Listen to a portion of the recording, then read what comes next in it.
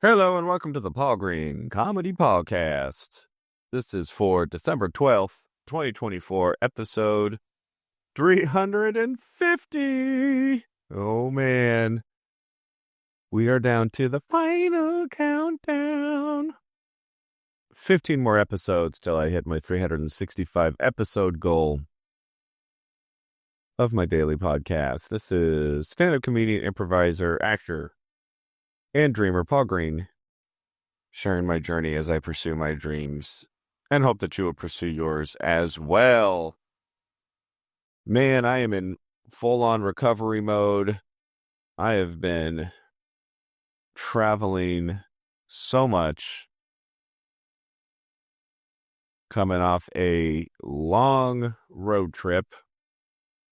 Phoenix to Los Angeles to Vegas to Salt Lake City to Richfield, Utah to Page, Arizona, back home.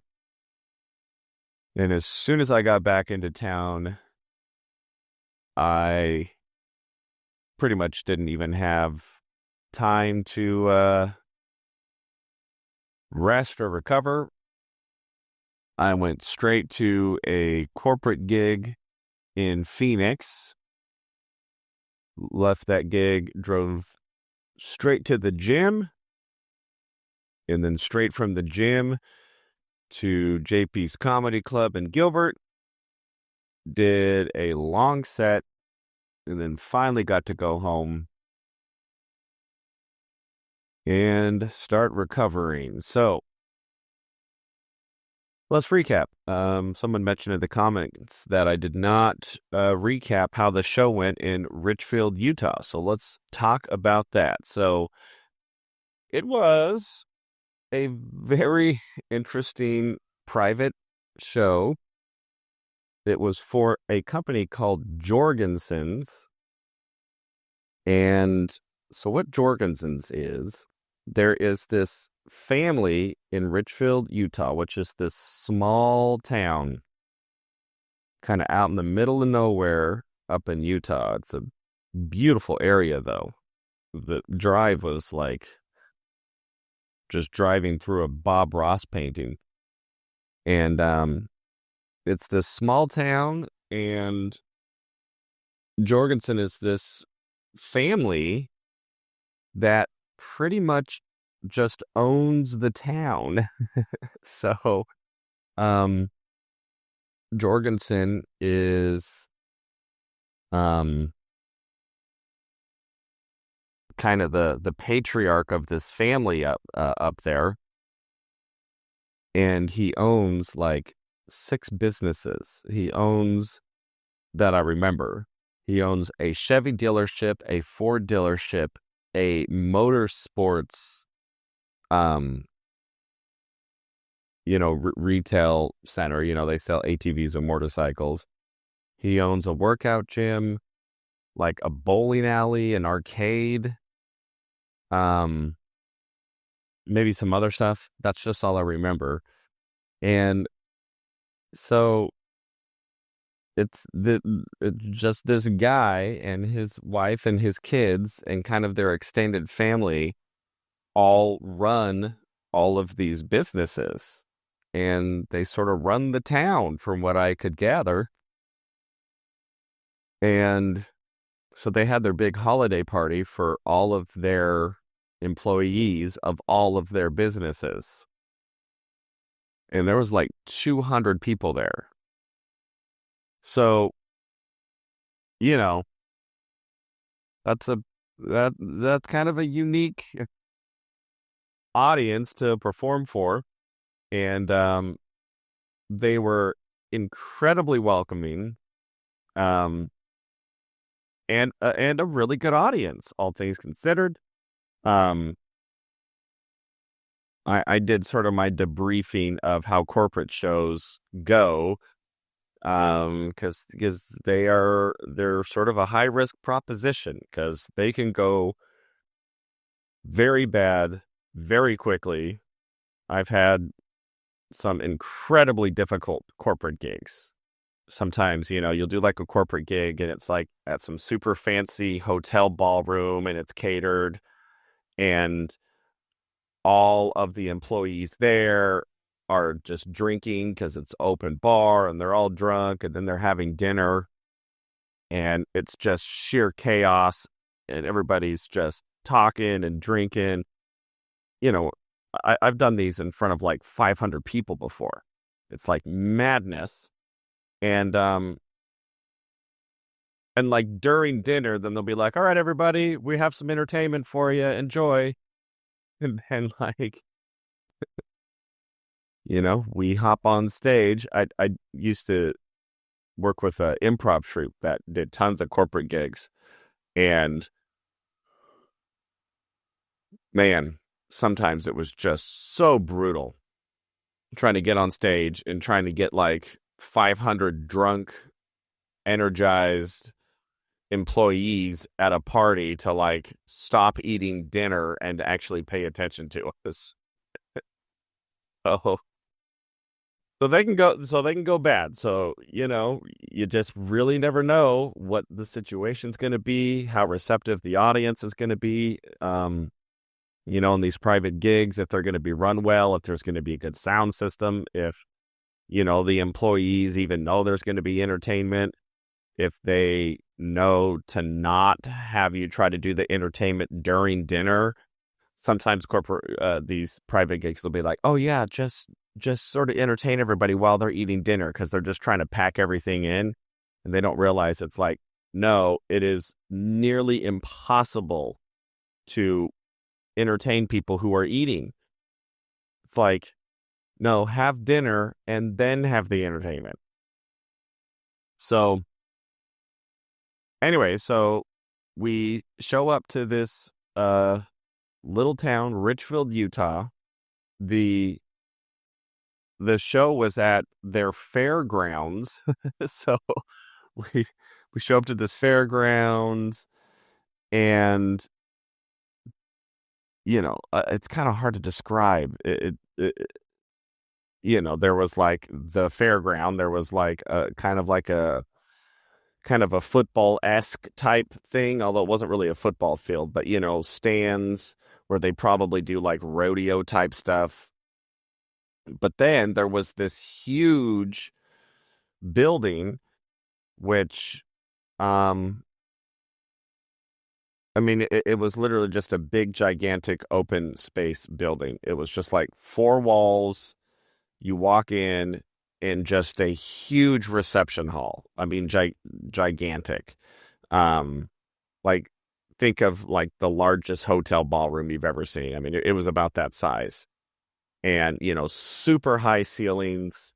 And then there was like a kitchen area and, some bathrooms and, kind of like some storage rooms that, had tons of tables and chairs and stuff. Um, and so they had just built like a kind of like a portable stage on one end of it, and had their sound system. So there was a sound guy who was really, really awesome. He's actually a local Richfield guy. His name's Nick, and he was fantastic, and had a really solid sound system set up for us. And then obviously they just had tons of tables and chairs, and the room was probably about half and maybe 30% occupied. So to fit these about 200 employees took about a third of this space. And they weren't really packed in. It was a little spread out, Like that place probably could, I bet you they could fit close to 1,000 people in that room, with tables and chairs. Um, if they really needed to pack them in, it was really a large venue. So yeah, so Josh and I showed up and we got all set up, and the people started filing in. And man, it was just small town, mountain, mountain, rural kind of town energy. I mean, all of the men just look rugged, and it was, these are like everybody we talked to was that there's like a coal mine nearby. So it was like coal miners, electricians, painters, all of the men look like they hunt and fish. And, it's just kind of that root of America, kind of that middle America energy. Definitely saw a Make America Great hat or two. I mean, these are just salt of the earth people. And, it's hard to know what kind of sense of humor, you know, uh, they're going to have if they're going to find us funny. Me and Josh are both pretty artistic. Uh, you know, I don't know. So they had dinner, um, and then they started the show, and Josh went up first and did some stand up, and it took him about a minute or so to sort of dial in and realize that, like, oh, comedy's happening. Um, there wasn't like a super great introduction. Um, so the guy who booked us, went up on stage and then just sort of announced that, hey, here's tonight's entertainment. Um, he didn't do a super great job of like getting everybody focused, but that's like a very special skill set to like be able to get 200 people who are just eating and, hanging out and talking, and it's all like coworkers and family and friends who are having dinner, and it it takes a very special set of skills to to get that entire crowd to like stop talking, stop having fun, and then be like, okay, now we need to focus. So the crowd was not super well focused when Josh went up, but Josh is a pro, and so he just went up and just started talking and started doing his material, and then they did start to like focus and really pay attention. So sometimes when you do these types of corporate gigs, there will be like full tables of people who just keep talking. They'll just stay in their conversations and just completely ignore the fact that, there's somebody on stage talking, um, because they're just having a good time. It's not an indictment. It's, you know, they're having a good time. And again, it's like to get those people to like focus and stop doing what they want to do, which is probably continue the conversations with their friends, and then, turn around and stare at the stage and be entertained. It takes a little work. So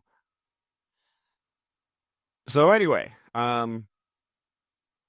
so Josh got the crowd going. He did a good job. I went up and did some stand up, and it went okay. And then I brought Josh back on stage, and then we started the Midlife Crisis comedy show. And um, pretty much everybody in the audience had put their name in our bucket so that we could draw them up on stage and interview them and then sing a song about them. And it was really it was really interesting. Um, the first guy we brought up was just this absolute mountain man. I mean, he had to be 6'5", just just a solid, hard man. Uh, his face just had that kind of leather, out in the sun, hardworking American man. His name was Billy. And so we talked to him, and he currently was working as a welder, and then he was a coal miner. So he went from coal mining to welding, and was married. He didn't actually work for the Jorgensen's company, but his wife worked for the fitness gym. And it's just so interesting to talk to people who just have such a drastically different life experience. Just this small town guy who pretty much lived there his entire life, met his wife there. Now they're just raising their family. He goes to work in the coal mines, comes back home, and we asked him what he likes to do, and guess what he likes to do in his spare time? Hunting and fishing. So, so he was really great. The next person we talked to was a woman who was also pretty much born and raised in this small town. Met her husband in high school, and she didn't work for the company either, but her husband was a painter in the collision department at the Ford dealership. And he started talking from the audience. So we were just talking about their relationship and how they met and stuff. And they weren't each other's first marriages. So they, graduated high school, they got married to other people. They both got divorced, and then she had something happened with her car. Either it broke down or maybe she got in a car wreck or something, and she needed to get some replacement car parts. And somebody said, well, you need to go to this guy. She goes to the guy, and it's her high school friend. And now they're both single again. And I asked her, I just said, well, how did you, like, how did he kind of break the ice or whatever? She goes, oh, he got me a bunch of free car parts. It's just like, yep, that's love in a small town. Well, let me get you some free spark plugs. So she was super, super fun. And then the last guy we talked to was just a total riot. We think he was drunk. We think he might have had like a tumbler that he had spiked with something in it. And again, just purebred mountain man. He was older, probably in his 60s. And, he's wearing cowboy boots and the Levi jeans. He has one of those cowboy shirts that sort of have kind of like Native American patterns on it. That's the best way I can describe it. I hope I'm not being offensive here. Um, just those sort of long sleeve shirts that like I see cowboys wear that will have like sort of colored patterns on the sleeves with like kind of like triangle shape, um, kind of hard edge shapes or whatever that are like blues and reds and stuff, that and the shirt itself is kind of an off-white color. He's that, and then he's wearing a vest, and he's got a